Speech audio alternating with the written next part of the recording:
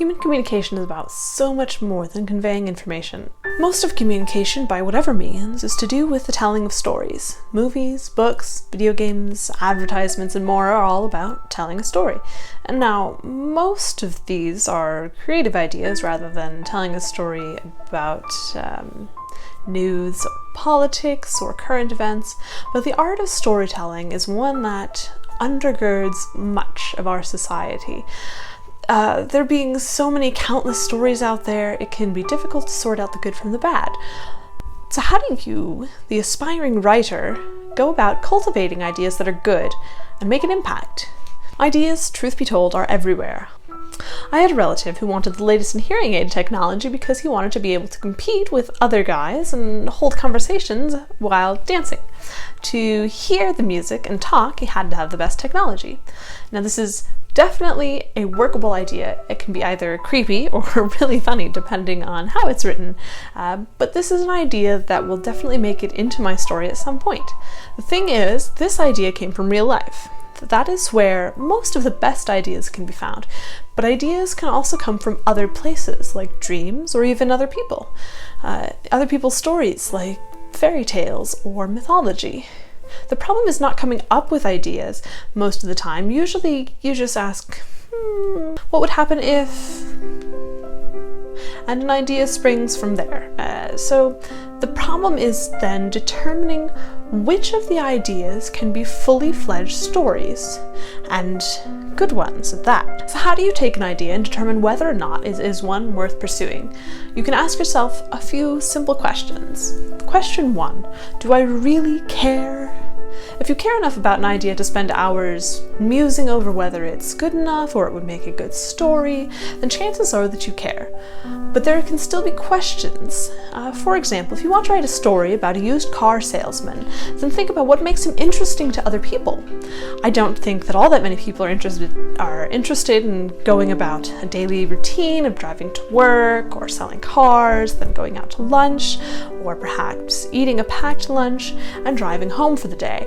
You have to have something that makes this salesman more interesting to your readers. You have to make your idea more interesting to your readers. Maybe he is secretly a sleeper agent for a former Russian KGB group that forgot about him. Maybe he's going through the worst divorce the state has ever seen, and his partner wants to kill him. Maybe he turns into one of the best salesmen and you want to show how he came to that ability. But there has to be that defining aspect, the defining moment, that extra something that sets the story about the salesman apart from everyday life that people are already familiar with. Your idea has to give something unfamiliar, just a touch. You don't have to go too far, but you want to give them something unfamiliar, something that people are going to be interested in. You want to give them something to care about, something that they can relate to. This used car salesman and his potentially boring life actually relates to a lot of people.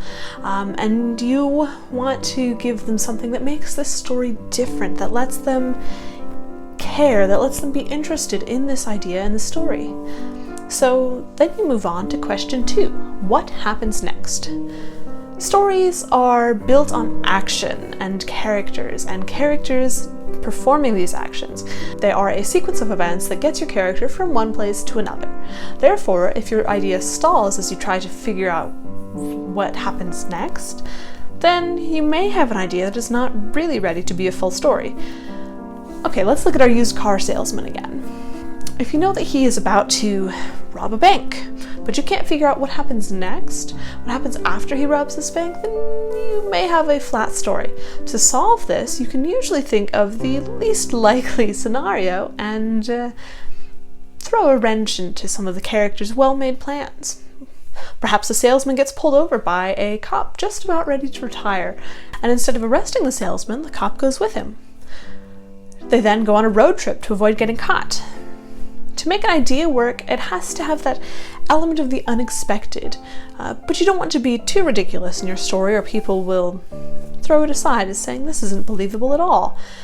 You want to get your readers to say, wow, how interesting. And you do that by asking what happens next.